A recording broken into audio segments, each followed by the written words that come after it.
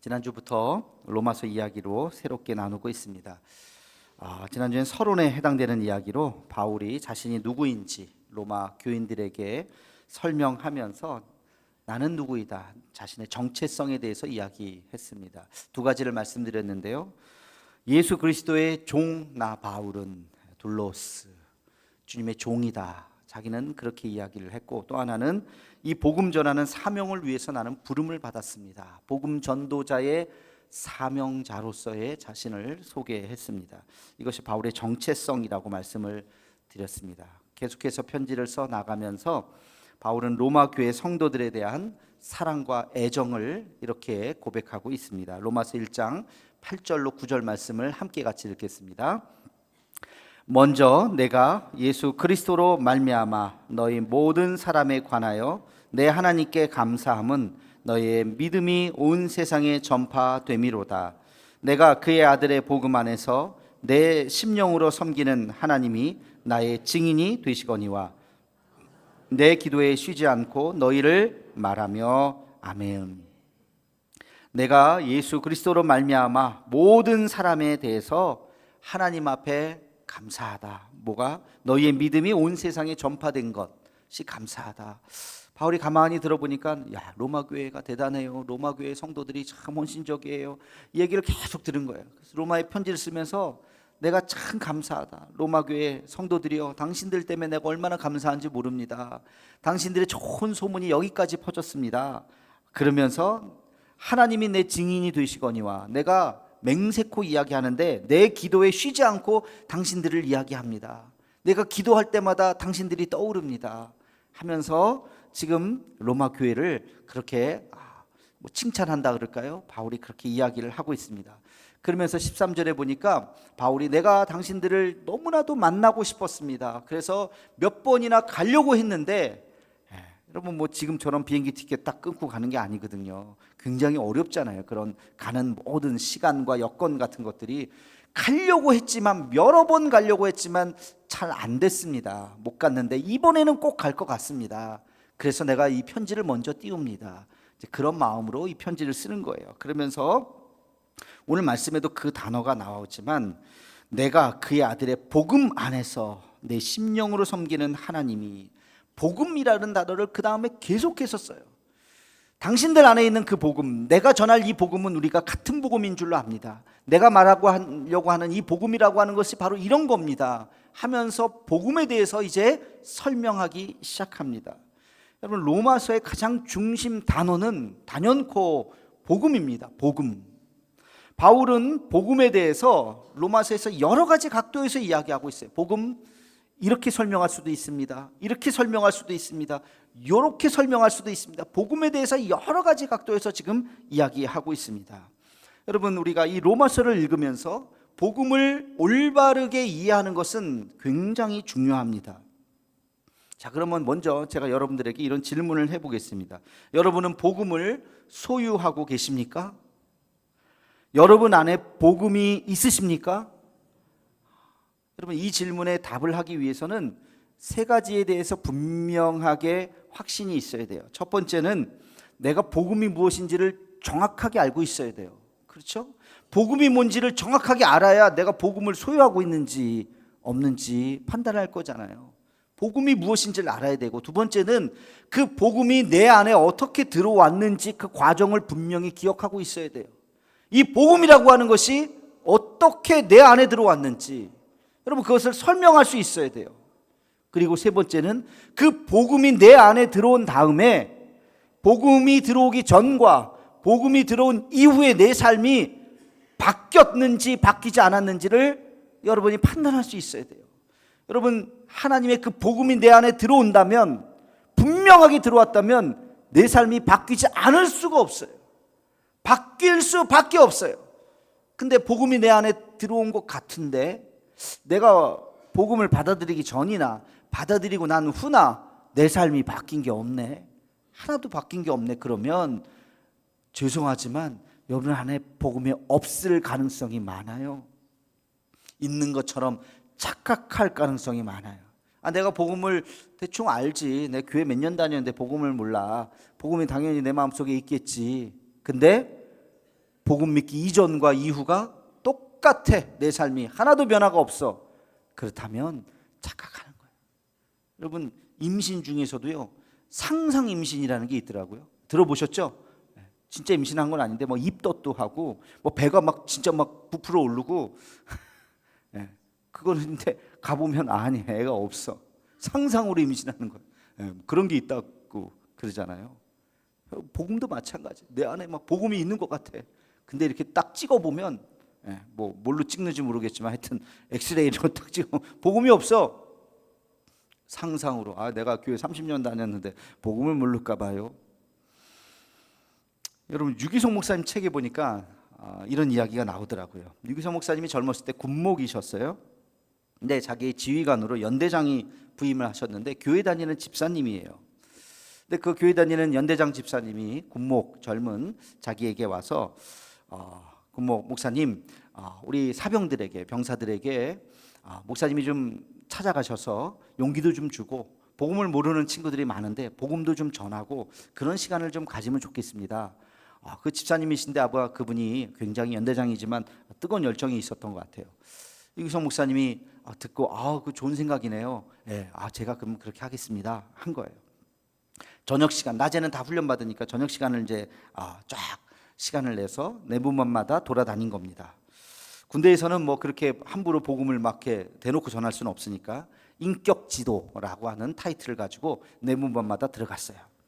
병사들 딱 앞에 했는데 박수를 뭐 기대하진 않았지만 박수는커녕 다들 이렇게 막 이렇게 속된 말로 이렇게 똥 씹은 얼굴로 또 뭐야 저거 해서 노골적으로 막 이렇게 반감을 드러내는 거예요. 뭐 눈을 감고 있거나 왜 오셨어요? 막 이러는 친구가 없거나 그러면서 뭐 쓱 자리를 비켜서 어디를 가거나 뭐 너무 불편한 거예요. 그 시간이 막 얘기를 하긴 하는데 나중에 보니까 그 시간이 참 소중한, 긴 시간은 아니었지만 참 소중한 시간이었다는 거예요. 병사들에게 있어서 하루를 고된 훈련 마치고 쉬는 시간이에요. 빨래도 하고 청소도 하고 TV도 보고 사랑하는 애인한테 편지도 쓰고 참 좋은 시간인데 갑자기 누가 막 온다니까 막 다 이렇게 긴장하고 그 군목의 그 잔소리 같은, 훈시 같은 잔소리를 또 듣게 되는 거예요. 그렇게 이제 며칠을 돌아다녔는데 더 심각한 건 뭐냐면 목사님의 자기 마음속에 기쁨이 없는 거예요. 내가 지금 복음을 전한다고 돌아다니는데 복음은 기쁜 소식인데 전하는 자도 기쁘지 않고 받는 자도 기쁘지가 않은 거예요. 내가 지금 이거 왜 하고 있지? 이거 지금 무슨 짓이지? 의무적으로 지금 하는 건가? 하나님의 복음을 전한다고 뜻이 좋아서 내가 다니는데 나도 지금 내가 이걸 왜 하고 있나? 아이들은 다 귀찮아가지고 막 싫어하고 어느 날 기도하는데 큰 충격을 먹었어요. 내가 복음을 모르고 있었구나. 내 안에 복음이 없구나. 내 안에 없는 복음을 억지로 꺼내서 주려고 그러니까 뭐가 있어요? 내 안에 없는 복음을 주니까 나도 허탈하고 받는 사람도 힘들고 그래서 그분이 큰 충격에 빠졌어요. 그래서 하나님 앞에 눈물로 기도했답니다. 하나님, 내가 목사지만 내가 복음을 모릅니다. 내가 이 복음을 전할 자신이 없습니다 하면서 기도하셨다는 거예요. 그때까지 목사님은 복음이 뭐냐? 그거는 예수 믿고 천국 가는 구원의 표지라고 생각했다는 거예요. 틀려요? 맞아요? 틀리지 않아요. 복음은 예수 믿고 천국 가는 구원의 표, 그 이야기를 하는 거예요. 젊은 병사들에게 얘들아, 천국과 지옥이 있어. 죽을 때 지옥 가면 안 되지 않겠니? 천국 가야지. 너희도 훈련받다가도 죽을 수도 있어. 또 재수없게 훈련받다가 죽는 얘기를 병사들이 마음에 감동이 안 되는 거예요. 지금 병사들의 마음속에는 지금 1등 병들, 2등 병들은 무슨 생각하겠어요? 내 군생활 이거 언제 끝나나 이거. 오늘도 또 있다가 밤에 집합시키면 안 될 텐데. 그리고 우리 헤어진 순이는 잘 있나. 고무신 거꾸로 신으면 안 되는데. 승민이는 그런 생각 안 하겠죠. 그러면서 하루하루 막 지금 홀로 계신 어머님 생각도 나고 내가 여기 있는 동안 잘 계실까. 고참들은 이제 아유, 나 이제 조금 있으면 제대네. 사회 나가서 뭐 하고 살지? 무슨 직업을 갖지? 뭐 먹고 살아야 되지? 복잡한 거예요. 그 군인들도 군 생활하면서 머리가 하루하루 살면서 힘든 거예요. 근데 얘들아, 죽고 나서 천국 가야지. 그게 귀에 들어오겠습니까? 하나도 귀에 들어오지 않아요. 하나도 기쁜 소식이 아니에요. 그러니까 복음이라는 이름으로 이야기를 하는데 마음에 와닿지가 않는 거예요. 그래서 이 목사님이 고민을 하기 시작했어요. 복음이 무엇인가? 내가 지금 무엇을 전해야 하는가? 여러분들 중에서도 혹시 복음, 그것은 천국 가는 표라고 생각하시는 분이 있으신지 모르겠습니다. 아까도 얘기했지만 틀린 말은 아니에요. 천국 갈 때 당연히 구원의 표가 있어야죠. 예수 믿었다라고 하는 그 구원의 표가 있어야 우리가 하늘나라 갈 수 있습니다. 그러나 복음을 이렇게 설명한다면 50점도 안 돼요. 절반밖에 안 돼요. 정말 중요한 걸 설명하지 못한 거예요. 복음이란 무엇일까요? 그러면 우리 함께 오늘 본문 말씀 16절 말씀을 함께 같이 읽겠습니다. 시작. 내가 복음을 부끄러워하지 아니하노니 이 복음은 모든 믿는 자에게 구원을 주시는 하나님의 능력이 됨이라. 먼저는 유대인에게요 그리고 헬라인에게로다. 아멘. 자, 이 문장을 주어 동사 다른 거 다 빼고 주어 동사만 딱 추려 봅시다. 주어가 뭐예요? 이 복음은, 그렇죠? 복음은 결론이 뭐라는 거예요? 복음은 뭐라는 거예요? 하나님의 능력이라. 이거예요. 복음은 하나님의 능력이라는 거예요. 내가 그것을 알았기 때문에 나는 이 복음을 부끄러워하지 않습니다. 그리고 이 복음은 유대인이나 헬라인이나 남자나 여자나 젊은이나 노인이나 누구나 다 이 복음이 필요합니다. 누구나 다 이 하나님의 능력인 이 복음이 필요합니다 라고 지금 이야기하는 거예요. 여러분, 복음이라고 하는 것은 뭡니까? 내가 복음을 안다, 내가 복음을 믿는다, 내가 복음을 소유한다, 어떻게 표현하든지 간에 이 복음이라고 하는 것은 내가 하나님을 알고 하나님을 믿고 내 안에 하나님께서 역사하신다고 하는 것을 믿는 그 마음, 그 하나님의 역사가 나의 능력이라고 하는 것을 믿는 그 마음, 이것이 복음인 줄로 믿습니다. 그럼 복음이라고 하는 것은 하나님의 능력이라고요. 하나님의 능력을 내가 힘입었기 때문에 내가 복음을 부끄러워하지 않는 거예요. 왜 내가 복음을 부끄러워합니까? 복음 때문에 내가 살아가고 있는데, 복음이 내 삶의 능력이요, 복음이 내 삶의 기쁨이요, 복음이 내 삶의 행복의 원천이라고 고백하는 것입니다. 내 품속에 그냥 묻어뒀다가 죽기 전에 잠깐 꺼내는 그런 티켓이 아니라고요. 오늘 나랑 전혀 관계없는 구원의 표가 아니라고요. 그러면 다시 한번 정리를 해봅시다. 자, 도대체 복음이 무엇이길래 바울은 복음이 하나님의 능력이라고 이야기하고 내 삶의 기쁨과 행복의 원천이라고 말하는 것일까? 여러분, 복음에 대해서 제가 세 가지로 정리해 보겠습니다. 잘 듣고 여러분 꼭 기억하시기 바랍니다. 첫째, 복음이란 뭐가 기쁜 소식일까요? 하나님이 우리를 사랑하신다는 소식이 기쁜 소식입니다. 하나님이 여러분을 사랑하신다고 믿으십니까? 아멘. 이것만큼 기쁜 소식이 어디 있어요?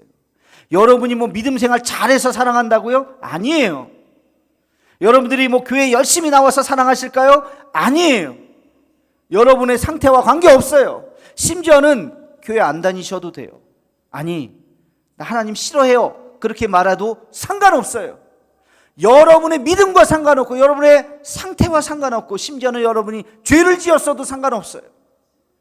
여러분의 형편과 처지와 아무 상관없이 하나님은 여전히 그럼에도 불구하고 우리를 사랑하시는 하나님이신 줄로 믿습니다. 그게 기쁜 소식이라고요. 그게 우리가 세상에 나가서 복음을 전하라는 것은 뭐냐면 하나님이 당신을 사랑하십니다. 나 교회 안 다니는데요? 상관없어요. 나 타종교 믿는데요? 상관없어요. 그럼에도 불구하고 하나님이 여러분을 사랑하세요. 여러분, 그게 기쁜 소식이라고요. 요한일서 4장 19절 말씀 우리 함께 읽겠습니다. 시작. 우리가 사랑함은 그가 먼저 우리를 사랑하셨음이라. 아멘. 여러분, 하나님 사랑하십니까? 아멘. 저도 하나님을 사랑해요. 그러나 내가 하나님을 사랑하기 이전이 있었잖아요. 사랑하지 않았던 적이 있었잖아요. 옛날에 여러분들도 있었잖아요. 그죠? 하나님을 사랑하기 이전에, 그때도 하나님은 여러분을 사랑하셨어요. 이게 복음이라고요. 여러분이 뭐 좀 잘 돼서 사랑하는 게 아니에요. 여러분이 하나님을 위해서 뭔가 좀 헌신했기 때문에 하나님이 사랑하는 게 아니에요. 100점 만점에 70점 이상만 내가 사랑해야지, 하나님이 그러시지 않아요. 빵점도 사랑하시는 거예요. 여러분, 그것이 복음인 것입니다. 아, 하나님이 나를 사랑하시는구나. 내 형편과 처지와 관계없이 이 모습 이대로 하나님이 나를 사랑하시는구나. 우리가 전할 복음이 바로 이 복음인 줄로 믿습니다.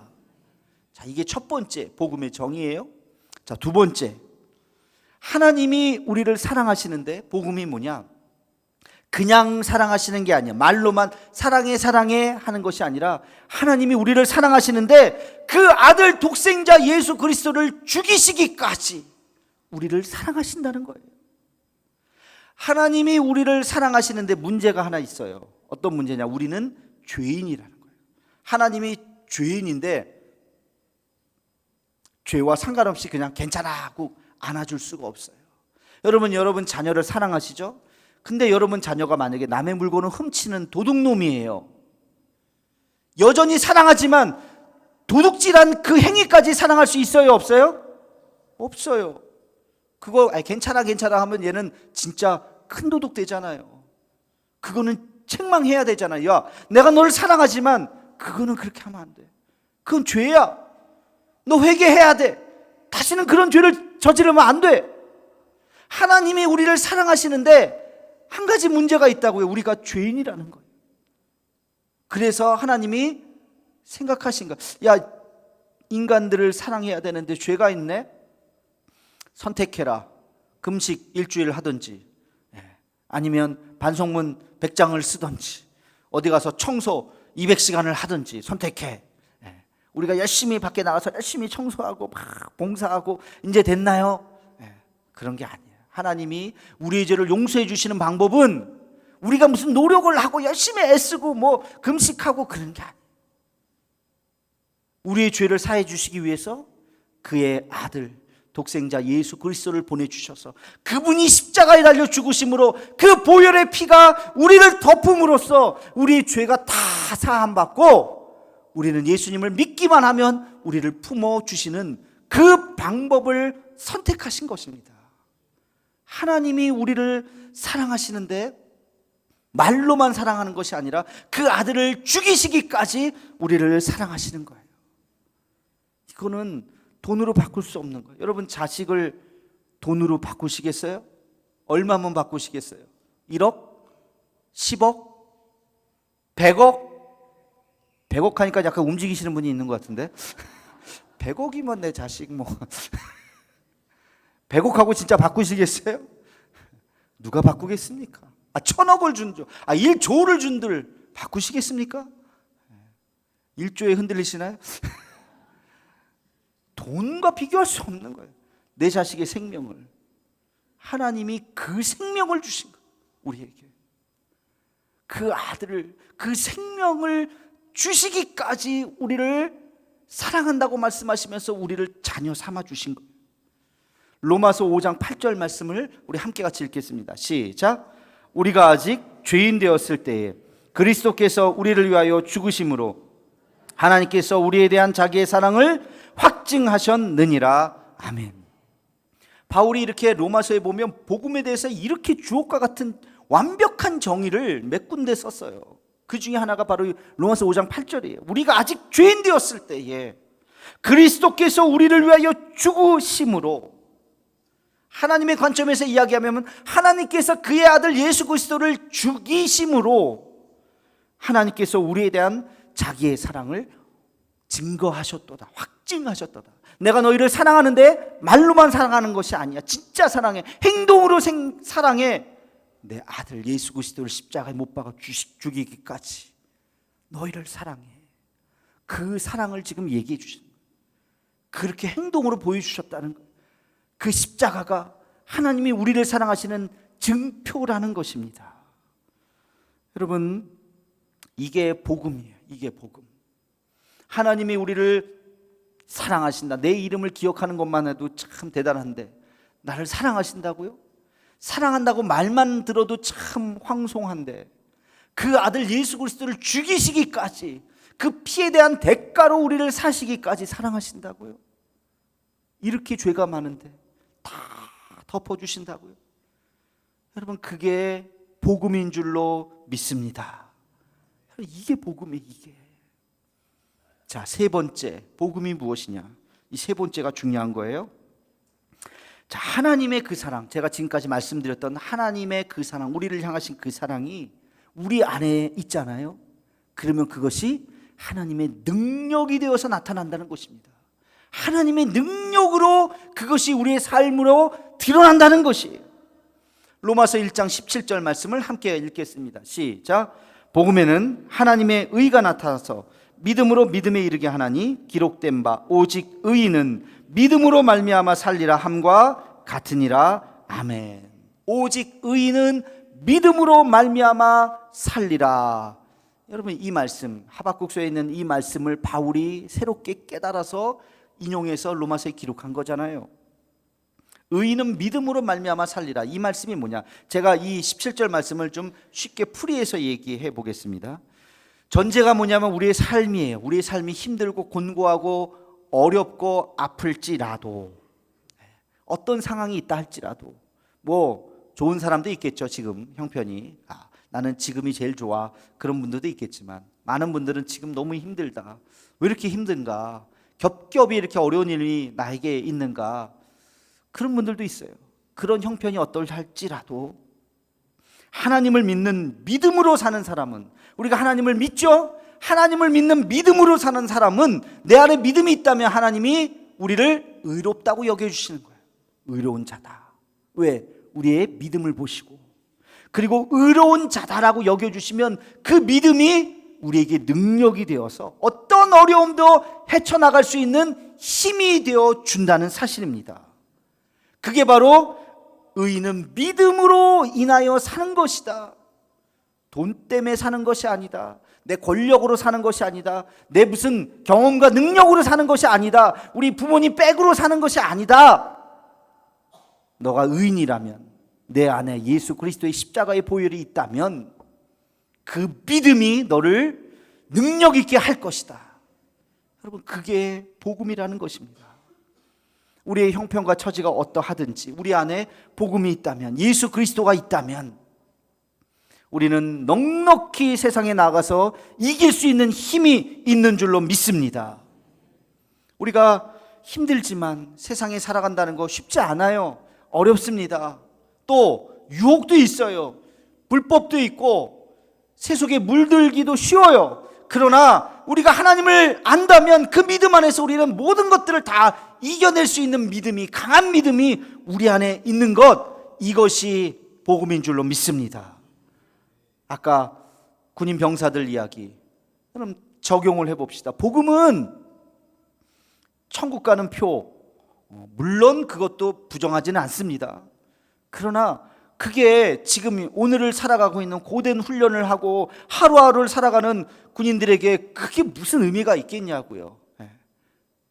호스피스 병동에서 지금 죽음을 기다리는 그분들에게는 의미 있는 얘기일지 모르지만, 지금 시퍼렇게 지금 살아가고 있는 20대들에게 얘들아 죽어서 천국 가야지, 그 말이 무슨 의미가 있겠냐고요.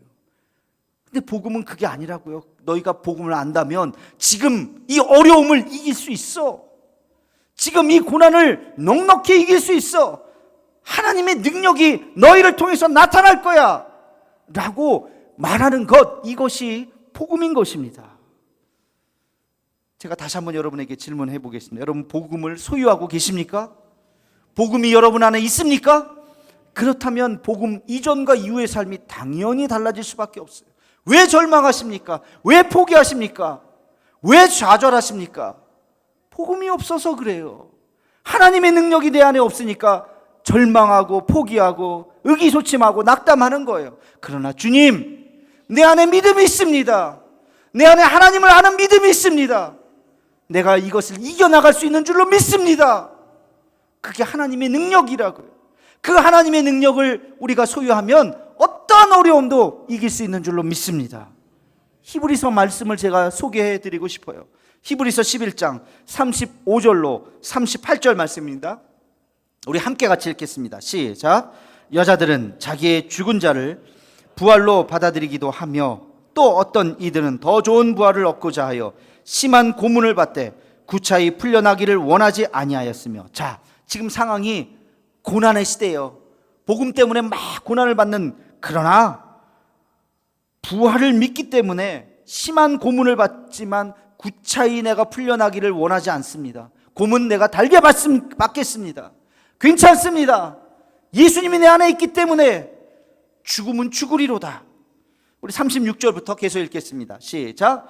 또 어떤 이들은 조롱과 채찍질뿐 아니라 결박과 옥에 갇히는 시련도 받았으며 돌로 치는 것과 톱으로 켜는 것과 시험과 칼로 죽임을 당하고 양과 염소의 가죽을 입고 유리하며 궁핍과 환난과 학대를 받았으니 이런 사람은 세상이 감당하지 못하느니라. 그들이 광야와 산과 동굴과 토굴에 유리하였느니라. 아멘. 고문을 당해도 조롱과 돌로 맞는 것과 톱으로 켜는 것. 옛날 고문 방법 중에 하나가요, 톱으로 목이 잘리는 거예요. 얼마나, 상상만 해도 얼마나 끔찍합니까? 궁핍과 학대를. 그럼에도 불구하고 현실이 그렇다는 거예요. 지금 이거보다 더 힘드신 분 계세요 혹시? 현실이 지금 그렇다는 거예요. 그러나 괜찮습니다. 내가 죽으면 죽으리로다. 내가 굴복하지 않습니다. 그러니까 고문하는 사람들이 뭐라 그래? 야, 저 사람들 감당치 못하겠다. 세상이 감당하지 못하는 사람들, 세상이 감당하지 못하는 이 믿음을, 내 안에 그 능력이 있기 때문에, 하나님의 능력이 있기 때문에 죽으면 죽으리로다. 내가 이것을 감당하겠습니다. 광야와 산과 동굴과 토굴의 유리아에서 흩어져서 그 신앙을 끝까지 지키는 이 믿음, 삶과 죽음이 구별되지 않는 이 믿음, 이것이 복음인 줄로 믿습니다. 여러분, 복음은 그냥 힘없는 종이 한 장 티켓이 아니에요. 아, 내 예수 믿고 천국 가야지. 아, 예수님 내가 영접합니다. 감사합니다. 30년 후에 다시 보겠습니다. 죽기 임종 직전에 여기 있다. 이제 들어가도 되죠? 이게 복음이 아니라고요. 복음은 오늘 지금 이 자리에서 우리를 능력 있는 하나님의 사람으로 만드는 것이 복음인 줄로 믿습니다. 이 복음을 보고 세상 사람들은 뭐라 그런다고요? 세상이 감당하지 못하는 사람들. 야, 저 사람 어떻게 저런 사람이 있냐? 어떻게 저런 사람이 생겼어? 하나님의 복음이 있기 때문에 우리는 어떠한 어려움도 이겨나갈 수 있는 줄로 믿습니다. 복음으로 승리하는 삶을 살아가는 저와 여러분의 삶이 되기를 주님의 이름으로 축원합니다. 기도하겠습니다. 사랑의 하나님, 우리에게 주신 복음을 온전히 깨달을 수 있는 지혜를 허락하여 주시옵소서. 하나님을 사랑하는 그 마음, 주님이 우리를 사랑하신다는 믿음, 그리고 그 아들을 우리에게 내어주시기까지 사랑하신다는 그 사랑, 그리고 그 사랑이 우리에게 능력이 된다고 하는 이 복음을 우리가 잊지 않게 하여 주시옵소서. 그 믿음으로 오늘도 힘겹고 어려운 우리의 삶이지만 승리하는 우리 모두가 되게 하여 주시옵소서. 예수님의 이름으로 기도하옵나이다. 아멘.